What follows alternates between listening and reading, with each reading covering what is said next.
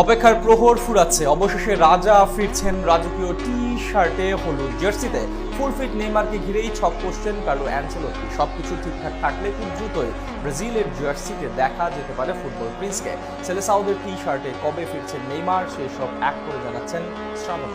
Football যদি হয় একটা শিল্প, তাহলে নিঃসন্দেহে নেইমার জুনিয়র হবেন সে শিল্পের শিল্পপতি। সুনিপুণ সব শিল্পী যেন আঁকে তার ওই জাদুকরী বাজরা। অ্যাওয়ার্ড, শিরোপা, স্বীকৃতি, মেসি, রোনাল্ডোদের মতো মহারথীদের কাছে ফুটবল এসবেরই খেলা। কিন্তু নেইমার তাদের সবার চেয়ে আলাদা। শিরোপা, স্বীকৃতি কিংবা অ্যাওয়ার্ড এসবকে তুলি মেরে উড়িয়ে ফুটবলকে বানিয়ে দিয়েছেন হৃদয়ের খেলা। কারণ বড় ব্যক্তিগত অ্যাওয়ার্ড ছাড়াই সহস্র কোটি ভক্তের হৃদয়ে ঠাহরে করে নিয়েছেন নেইমার জুনিয়র। ফুটবল দুনিয়া কি আগে দেখেছে এমন কাউকে? নেইমার করা একটা গোল ভুলিয়ে দিতে পারে প্রেমিকা হারানো প্রেমিকের হৃদয়ের ব্যথা। মাঠে বল পায়ে তার এক একটা ড্রিবলিং যেন মাইকেল এঞ্জেলোর সিস্টিন চ্যাপেলের ফ্রেস্কোর চেয়েও অনিন্দ্য সুন্দর। ক্যারিয়ার জুড়ে তার ভক্তরা তার কাছে কখনোই আপনারা জানেনি অ্যাওয়ার্ড, শিরোপা কিংবা স্বীকৃতির, শুধু চেয়েছেন নেইমার যেন মাঠে থাকেন, সুস্থ হয়ে ব্রাজিল টি-শার্টে দৌড়াতে পারেন। কিন্তু অদৃষ্টের ওই বিধাতা নেইমার ভক্তদের আর্জিকে বারংবার প্রত্যাখ্যান করেছেন। ইনজুরির কারণে ফুটবল সৌন্দর্যের এই দেবতা মাঠ থেকে ছিটকে গিয়েছেন বারবার। এই যেমন সর্বশেষ 2 বছর যাবৎ সেলেসাও জার্সিতে মাঠে নামতে পারেননি এনজেটেন। 2023 সালের 17 অক্টোবর উরুগুয়ের বিপক্ষে সর্বশেষ ম্যাচ খেলেছেন